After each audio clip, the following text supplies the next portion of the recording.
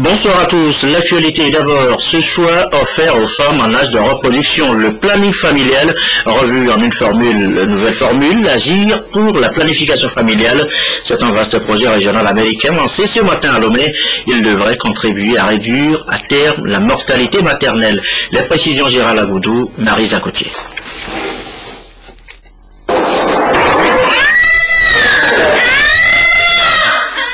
En 2011, 300 femmes togolaises sur 1000 ont perdu la vie au cours d'un accouchement. Triste constat dû au manque d'une adéquate planification familiale. Une situation qui n'épargne pas les pays francophones de l'Afrique de l'Ouest. Les responsables d'ONG et d'institutions internationales spécialisées en matière de santé maternelle se sont réunis à Lomé. Ils planchent sur le projet Agir pour la planification familiale. Projet qui a le soutien des agences du système des Nations Unies et qui s'articule autour de 3 axes. Le premier axe donc porte sur l'appui à l'offre de services de planification familiale de qualité. Le deuxième axe porte sur un appui à la demande. Nous savons qu'il y a une très forte demande. À peu près une femme sur 3 a des besoins non satisfaits en planification familiale. Et troisième axe, nous allons aider les autorités du pays à identifier les barrières qui persistent et qui freinent justement la mise à l'échelle de la planification familiale à l'intérieur du pays. Le total budget, c'est 30 millions de dollars environ. Si je fais le math bien, c'est 14 milliards plus de francs CFA.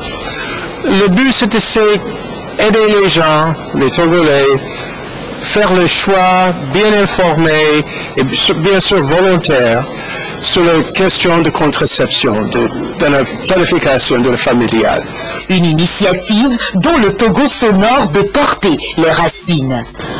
Notre pays, qui s'honore d'abriter le bureau régional de ce projet, ne ménagera aucun effort pour la réalisation des objectifs qui lui sont assignés. Le projet Agir PS permettra de faire des avancées par rapport aux défis de la croissance démographique que le Togo ambitionne de relever à travers la stratégie de croissance accélérée et de promotion de l'emploi. Les apports de ce projet régional permettront aussi de promouvoir une meilleure réalisation du potentiel des femmes togolaises et partant de renforcer le développement socio-économique de notre pays. À travers la mise en œuvre du projet Agir pour la planification familiale, les 5 pays francophones de l'Afrique de l'Ouest s'engagent à une tolérance zéro en matière de risques concernant la mortalité maternelle due à l'absence ou à une mauvaise gestion de la santé de reproduction au niveau des ménages. Et voilà, tous mobilisés justement pour l'emploi des jeunes. On faisait allusion tout à l'heure. Chefs d'entreprise publics comme privés et pouvoirs publics se concertent à Lomé depuis ce matin sur la grande question de l'emploi des jeunes. La rencontre devait créer là une synergie d'action dans les jours et mois à venir. Isidore Koubati. La problématique de l'emploi des jeunes au Togo, c'est pour cette raison que sont réunis ici les acteurs publics, les chefs d'entreprise privés, la société civile et les partenaires au développement pour en somme définir un partenariat novateur à dimension stratégique pour résoudre le problème de l'emploi des jeunes au Togo. Malgré la multiplicité de ces initiatives, il y a un besoin quand même de renforcer la cohérence et de passer à l'échelle. C'est vrai que ces initiatives sont porteuses, mais elles sont isolées et cloisonnées. Et deuxièmement, on se rend compte que le rôle du secteur privé n'est pas aussi visible ni engagé pour prendre en charge cette question des jeunes. Or, ils ont fait des propositions, ils ont une vision sur la façon dont on peut apporter également des réponses. Maintenant, la coalition va nous permettre de mettre en synergie tous les acteurs, d'avoir une harmonisation des interventions et de pouvoir avoir des interventions intégrées. Et cela va permettre aussi de capitaliser et de donner plus de visibilité à tout ce que nous faisons en matière d'emploi des jeunes. Au Togo, comme dans beaucoup de pays africains, le marché de l'emploi est marqué par un chômage ample et persistant des jeunes. Au moins 28,6% des jeunes sont concernés par le chômage et le sous-emploi. Le gouvernement togolais, conscient du phénomène, a déjà pris certaines dispositions pour faciliter l'insertion des jeunes. Pour juguler le phénomène de chômage et de sous-emploi qui indéniablement empêche les jeunes de délivrer leur plein potentiel et de contribuer réellement à l'accroissement du PIB national, le gouvernement n'a cessé de consentir d'importants efforts. Et ces efforts touchent à l'amélioration du cadre institutionnel, mais aussi à la multiplication d'initiatives en matière d'insertion socio-professionnelle des jeunes. Les plus marquants de ces efforts au cours de ces dernières années sont notamment des programmes Provenat, aide qui contribuent à renforcer l'employabilité des jeunes, le programme d'appui à l'insertion des jeunes artisans, le PRADEB sur le plan opérationnel, ainsi que le FAEJ, la NPE ou encore la NPGF sur le plan institutionnel. Au-delà des efforts du gouvernement, beaucoup reste encore à faire, surtout au niveau des jeunes, car aujourd'hui, le constat révèle l'inadéquation entre les produits du système de l'enseignement technique et professionnel avec les besoins réels de l'économie, de la faible capacité des jeunes à s'auto-employer ou à entreprendre. Et la grande question de l'emploi des jeunes évoquée encore, ça reste donc une priorité. On a noté tout à l'heure la mobilisation des chefs d'entreprise, des pouvoirs publics sur la question, mais concrètement, quelles sont les prévisions pour cette année 2014? Des éléments de réponse à Paulin Katanga, Isidore Koubati.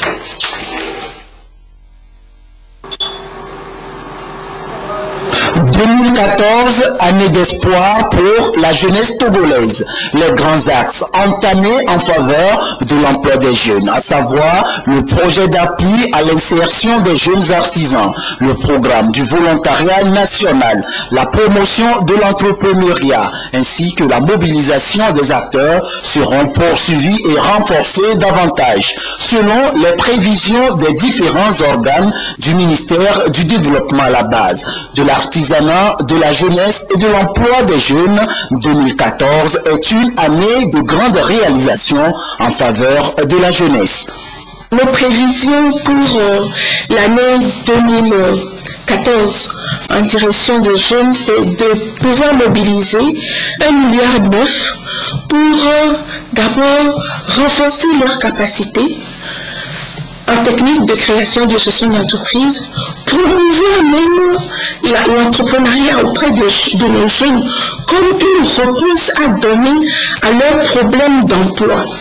Et nous comptons à cet effet sensibiliser 20 000 jeunes en entrepreneuriat et financer 2000 projets d'entreprise. Mais nous comptons accompagner les jeunes à mettre en place les projets d'entreprise et donc faciliter l'accès au financement de ces jeunes-là.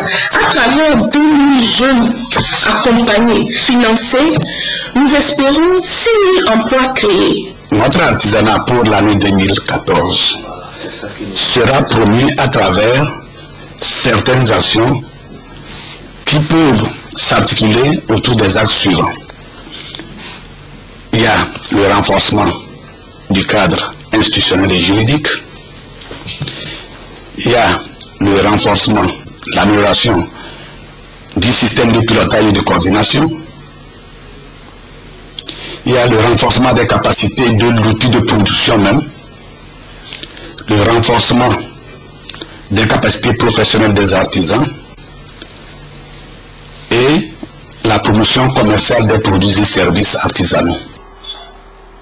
Si 1,9 milliard sont mobilisés par le FAEJ en faveur de la jeunesse togolaise au niveau de l'Agence nationale d'appui au développement à la base, ANADEB, les prévisions sont aussi bonnes. Pour 2014, notre plan d'action demande un minimum de 4 milliards de francs. Et nous comptons beaucoup plus sur l'effort de l'État, parce qu'il en fait déjà beaucoup. L'État nous donne au moins 25 à 30% de nos besoins en termes de financement. Il sera question, à l'endroit des femmes, de les amener à travers des renforcements, des sessions de renforcement de capacité à obtenir davantage de possibilités, de moyens pour pouvoir mener leur activité. Pour cette année 2014, le ministère du Développement à la base compte redoubler ses actions afin de répondre avec efficacité aux besoins de l'emploi des jeunes. En clair, tous les signaux sont prometteurs cette année en ce qui concerne l'emploi des jeunes. Et à 20h12, autre sujet et non moindre, les élections locales et le pouvoir décentralisé. Un sujet évoqué, vous vous rappelez, le 31 décembre dernier, dans ses vœux à la nation par le chef de l'État. Néanmoins, pas de date avancée pour l'instant pour ces locales, mais voyons dans le dossier à suivre l'enjeu avec les collectivités, la décentralisation. Prudence Issou. Les élections locales, un passage obligé pour concrétiser le processus de décentralisation et de développement d'une démocratie de proximité. Au Togo, le dernier scrutin du genre remonte à 1987. Près de 3 décennies après, de nouvelles échéances se profilent à l'horizon. Annonce en a été faite par le chef de l'État lors de son dernier message à la population. Cette approche participative se traduit par le transfert de compétences aux collectivités locales avec de multiples avantages. Cette gestion de proximité qu'instaure la décentralisation permet aux habitants de l'espace géographique, qui est un espace réduit par rapport à l'espace national, de faire face à des besoins réels que les programmes macro ne pouvaient pas prendre en compte. Donc les cas particuliers à chaque localité pouvaient être pris en compte par les habitants de cette localité-là. On procède d'abord par un plan de développement local qui permet aux différentes couches sociales de participer à l'élaboration de ce plan qui permet de recenser tous les besoins et de les hiérarchiser par priorité. Donc les ressources étant rares, on commence par les besoins les plus pressants. La décentralisation comporte donc des enjeux de taille que sont la participation et la responsabilisation des populations dans le processus de développement à la base. Les maires et les conseillers municipaux auront non seulement des subventions de l'État pour doter leur localité d'infrastructures adéquates, mais aussi l'appui direct des partenaires pour la réalisation des projets initiés par les populations. Mais ce transfert de pouvoir comporte des limites. La décentralisation permet d'accorder seulement l'autonomie. Et cette autonomie ne peut pas être considérée comme une indépendance. Il y a certains domaines qui sont considérés comme des domaines de souveraineté dans lesquels l'État ne peut pas transférer de compétences. Il s'agit notamment de la défense, des finances, c'est-à-dire on ne peut pas demander aux collectivités territoriales de battre leur monnaie. Il s'agit également de la diplomatie, de la sécurité, de la justice, de la télécommunication. Mais l'État peut transférer des compétences en matière d'éducation, de santé, d'aménagement du territoire, de l'hydraulique, de l'assainissement, de la protection de l'environnement, des loisirs, de la culture, etc., etc. Une décentralisation réussie permettra un enracinement de la démocratie à la base. C'est surtout un baromètre qui mesure le poids réel des tendances politiques au sein des collectivités avant d'autres échéances. L'actualité à l'étranger, direction d'abord le Tchad. N'Djamena a accueilli ce jeudi un sommet d'urgence sur la Centrafrique. La démission du président Michel Djotodia est de plus en plus ouvertement évoquée. De nouvelles élections sont aussi envisagées pour un retour aux normes constitutionnelles. L'actuel président Michel Djotodia serait même prêt à partir. Et voilà pour ce qui concerne la Centrafrique. Autre pays qui retient l'attention ce soir, le Mali et cette volonté de la France de réduire les effectifs de ses soldats sur place. Un retrait graduel annoncé ce jeudi par François Hollande. retour ses vols armés, il effectue une visite hautement symbolique à la base aérienne de Creil, dans la région de Picardie. Un an après le déclenchement de l'opération Serval, François Hollande rencontre quelques soldats qui ont servi au Mali au tout début de la mission française. Vous étiez au mois de janvier ou vous étiez au moment de la première alerte Le 11 janvier 2013, des avions de chasse Mirage 2000 décollent de la base aérienne française du Tchad. Ils attaquent au sol des centaines de djihadistes déterminés à prendre le contrôle de Bamako. Après avoir neutralisé les islamistes radicaux dans le nord, les soldats français avec des troupes africaines permettent au Mali de retrouver son intégrité territoriale et d'organiser les élections présidentielles et législatives. François Hollande salue l'efficacité des troupes françaises et le succès de l'opération Serval. Chaque fois que je suis reçu au nom de la France, en Afrique, mais bien au-delà de l'Afrique, tous les chefs d'État ou de gouvernement me rappellent combien notre intervention a pu être utile. L'essentiel de la mission Serval, d'après François Hollande, est accompli. Conséquence, le chef de l'État annonce une réduction considérable des effectifs militaires français au Mali. Les effectifs passeront de 2500 à peu près aujourd'hui à 1600 au milieu du mois de février. Puis déclineront jusqu'à 1000, ce qui sera le niveau nécessaire pour faire face à toute menace qui pourrait ressurgir. Les 1000 soldats français qui vont rester au Mali n'auront pas la tâche facile. Dans le nord, la situation demeure volatile. Les groupes djihadistes sont toujours actifs. À Kidal, les rebelles Touaregs du MNLA refusent de désarmer et voudraient en découdre avec les militaires de l'armée malienne qu'ils considèrent comme des occupants. Retour chez nous, dans l'actualité chez nous, justement, c'est également l'avant-projet sur le foncier qui continue de mobiliser les énergies après ce collègue a réfléchi à son tour sur la question. Sur place, la correspondance de Nestor Mouzou.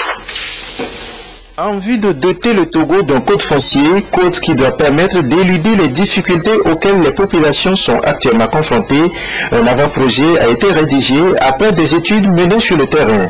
Le dit avant-projet a été expliqué aux acteurs de la région des Plateaux au cours d'un atelier présidé par le ministre de l'Urbanisme et de l'Habitat, Fiatou Sesseno. Le foncier devient une préoccupation du gouvernement. Sous instruction du chef de l'État,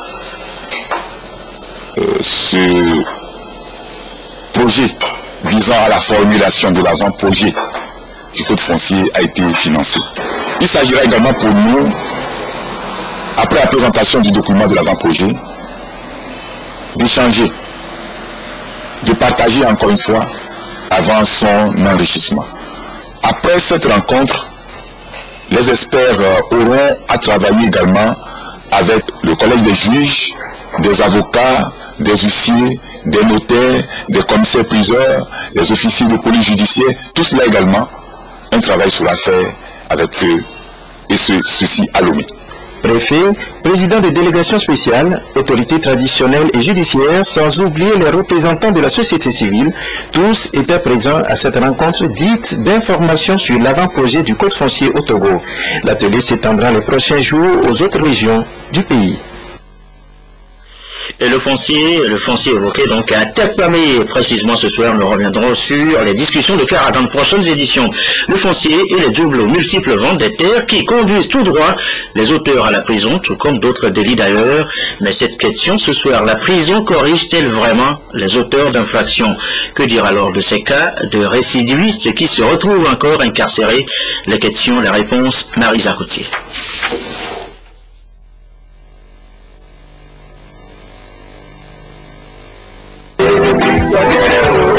Après 3 ans d'incarcération, Coco de Kofi, contrairement à de nombreux anciens détenus, se construit une carrière musicale prometteuse. Au Togo comme ailleurs, ces personnes en conflit avec la loi grossissent chaque jour l'effectif des prisons. Cloisonnés pour plusieurs mobiles, petits vols d'étalage, braquage ou meurtre, on se demande si la cohabitation de ces différentes catégories de prisonniers favorise une bonne réinsertion sociale. Le bilan est mitigé, parce que la prison, au même moment, elle peut corriger, mais au même moment, elle peut nous former d'autres délinquants, plus endurcis d'ailleurs. Ceux qui sont en détention préventive apprennent d'autres choses au sein de la prison. Et quand ils sortent plus endurcis. Tout dépendra aussi du délinquant. C'est-à-dire que si le délinquant peut lui-même s'amender et se reprocher ce qu'il a fait et vouloir reprendre une autre vie à la sortie, je crois que là, la prison aurait apporté quelque chose. Pour les justiciables, la vie en milieu carcéral, loin d'être un séjour durant lequel on est privé de liberté et de bien-être, incite à l'adoption de nouvelles habitudes. Je suis parti en prison pour l'usage de faux visas et j'ai fait 3 ans et demi. Quand dans les causeries, chacun amène ses idées. Mon frère, comment on va faire pour braquer telle chose? Il faut faire comme ça, il faut faire comme ça, il faut faire comme ça pour l'avoir, pour prendre de l'argent et tant. C'est pas un lieu de correction. Des difficultés de détention qui préoccupent l'Observatoire togolais des prisons, qui propose de meilleures conditions de détention et de nouvelles initiatives pour faire du milieu carcéral un lieu de correction. Nous demandons qu'on construise une nouvelle prison, ne serait-ce que dans la banlieue de Lomé, qu'on puisse héberger ces délinquants endurcis et leur trouver des travaux d'intérêt général. On peut même faire un champ, où est le problème? Et qu'ils cultivent, ça leur permet d'avoir des pécules, c'est-à-dire des revenus, et qui leur permettent de régler les dommages qu'ils ont causés aux gens. La prison demeure la base, le fondamental. Mais si on veut qu'elle corrige, c'est qu'il faut l'humaniser. Si ouvrir une école, c'est fermer une prison, comme l'estimerait Victor Hugo, cette maxime ne s'applique pas à certains prisonniers. Mais il faudrait encore se demander si faire passer des jours à l'inculpé derrière les barreaux est l'unique solution. Le CHU Campus équipe en nouveau matériel, une plateforme technique, médicale, un appareil de biochimie précisément. C'est un don de chair, la synergie des hommes d'affaires pour la relance de l'économie au Togo. La valeur de ce don, 15 millions de francs CFA. Fallon Onegou. La synergie des hommes d'affaires pour la relance de l'économie a une fois encore fait œuvre utile en facilitant l'accès des populations à un service qualitatif de santé. C'est le CHU Campus qui a bénéficié de ce présent, qui est une plateforme technique médicale de biochimie d'une valeur de 15 millions de francs CFA. Ce que nous souhaitons vivement, c'est d'éviter la rupture de prestations. Et donc, nous pourrions, en cas de problème, en cas de panne sur l'autre équipement, continuer à offrir les prestations de biochimie pour nos patients, pour des pathologies du métabolisme glucidique, du métabolisme lipidique, du métabolisme phosphocalcique, du métabolisme du fer, qui sera complété par des paramètres sur d'autres équipements. Nous avons compris que apporter un appui à ce centre de santé, tout comme nous le faisons au niveau du ministère de l'Action sociale, c'est d'aider à la base l'État, c'est d'aider à un niveau où l'appui peut être bénéfique, non seulement aux patients, mais aux patients indigents aussi, parce que plus il y a du matériel, plus tout le monde peut accéder aux soins. Le groupe CHER veut, au-delà d'une vision de partage, contribuer à satisfaire les besoins des populations dans la dynamique du développement participatif prôné par l'État togolais. Le système de santé n'a pas tous les équipements nécessaires. Ce sont les couches les plus pauvres qui sont les plus négativement affectées. C'est pour cela qu'au nom de ces populations vulnérables, à ma qualité de ministre de l'Action sociale, je voudrais adresser toute ma gratitude à CHER pour cet investissement de taille. CHER Togo est un groupe d'opérateurs économiques évoluant dans le privé comme dans le public qui vient en appui au développement à travers des œuvres sociales et humanitaires. Les sports maintenant, et c'est avec Alfred Kolali ce soir. Alfred, bonsoir. Bonsoir. Alors, les Anges de Moche, champions du Togo, se mettent au football belge. Les Anges de Moche, c'est bien l'équipe champion du Togo saison 2012-2013 et donc qualifiée pour la Ligue africaine des champions qui débute le mois prochain avec un déplacement important au Nigeria pour jouer Inimba.